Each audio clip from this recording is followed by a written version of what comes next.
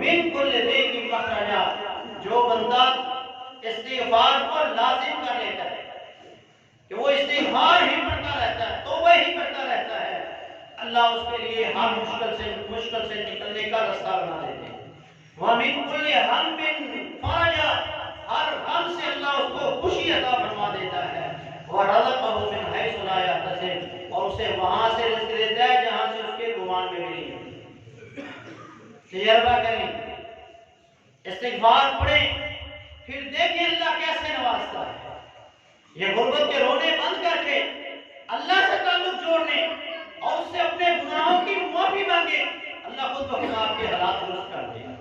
جتنی مرضی مہنگائی ہو، پھر جتنا مرضی حکومت جو ہے وہ عوام پہ ظلم کرے، اللہ جب آپ کو نوازے گا، اللہ جب آپ کو اپنی رحمت سے مالا مال کر دے گا، پھر آپ کو کسی چیز کی فکر نہیں ہوگی۔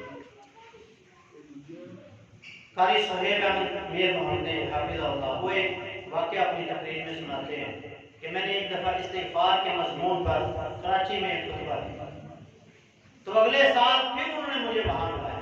جب میں دوبارہ وہاں گیا تو ایک آدمی نے بڑی ضد کی کہ آپ نے کھانا میرے ساتھ کھانا ہے اور میری گاڑی میں بیٹھ کے جانا۔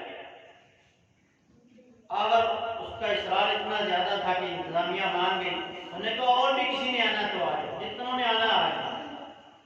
کہتا ہم چلے گئے، میں اس کے ساتھ اس کی گاڑی میں بیٹھا، اس نے کہا یہ آج پلیٹ فار گاڑی ہے جس میں پہلی سواری آپ کا ہے، میں اسپیشل صرف آپ کے لیے لے کے آیا ہوں اور ابھی میں آپ کو اپنے گھر بھی لے کے جاؤں گا۔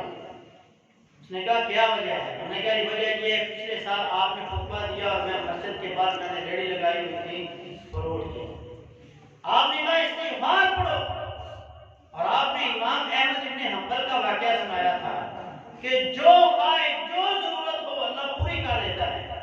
امام احمد بن حنبل کا بڑا مزیدار واقعہ ہے، وہ کسی علاقے میں گئے تو مسجد میں آپ نے نماز پڑھی، نماز پڑھنے کے بعد مسجد کے قاری صاحب تھے یا خادم جو تھا، اس نے کہا جی باہر نکلے، ہم نے مسجد بند کر دی۔ آپ نے اس کو اپنا تعارف نہیں کروایا، اگر تعارف کرواتے تو وہ کہتے ہیں امام صاحب بیٹھے، بلکہ پورا گاؤں جو تھا وہ آ جانا تھا خدمت کے، لیکن آپ باہر نکل کے مسجد کی سیڑھیوں پر بیٹھ گئے۔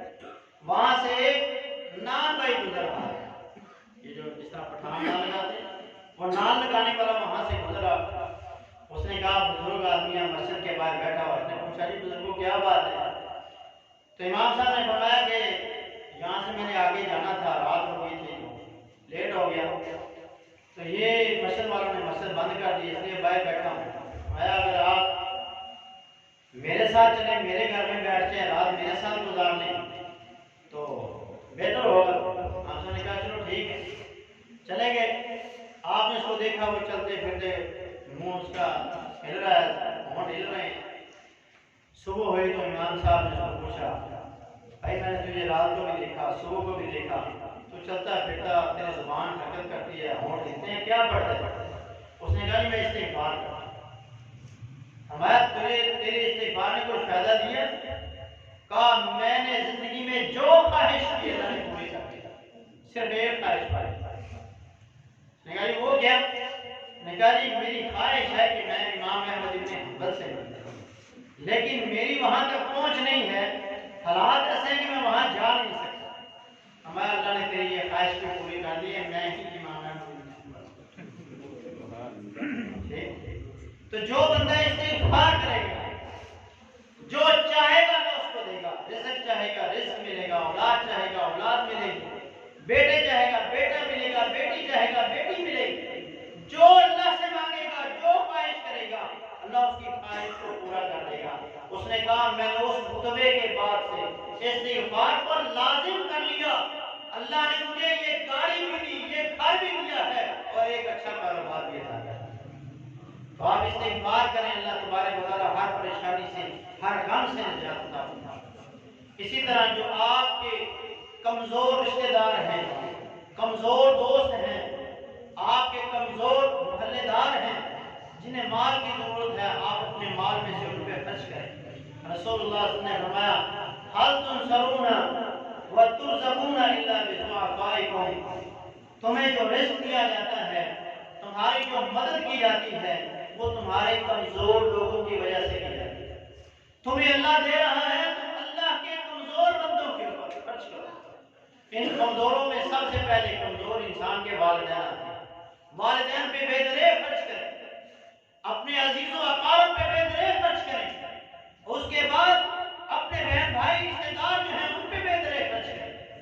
آپ حلال کمائیں، حلال طریقے سے کما کر اگر آپ اپنے بیوی بچوں کو کھلائیں گے تو اللہ اس کے ایک ایک لقمے پر بھی آپ کو صدقے کا اجر عطا فرمائے گا۔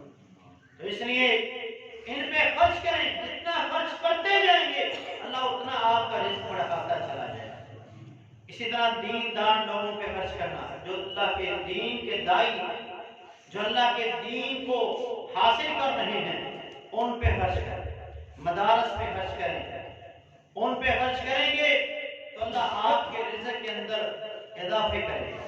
ایک صحابی اللہ کے رسول کے پاس آئے اور انہوں نے آگے کہا، اللہ کے رسول میں سارا دن کھیتوں میں کام کرتا ہوں اور میرا بھائی جو ہے یہ سارا دن مسجد میں جاتا ہے، یہ کوئی کام نہیں کرتا، اس کو سمجھائیں کہ میرے ساتھ کام کیا کرے۔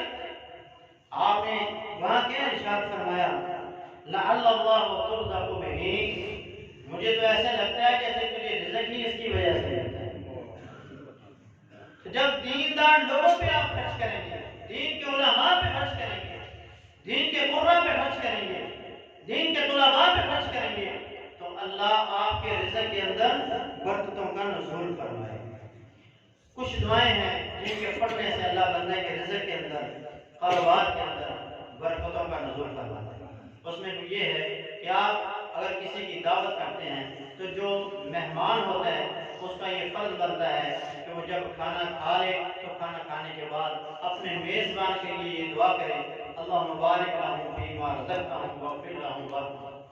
اے اللہ جو تو نے انہیں رزق دیا ہے، ان کے رزق کے اندر اور برکتیں نازل فرما، انہیں معاف بھی فرما، ان پہ رحم بھی فرما۔ اسی طرح نبی علیہ السلام کے پاس ایک مہمان آیا تو نبی علیہ السلام نے اپنے سارے گھروں میں پیغام بھیجا، ہر گھر سے پیغام آیا، پانی کے علاوہ گھر میں کچھ نہیں۔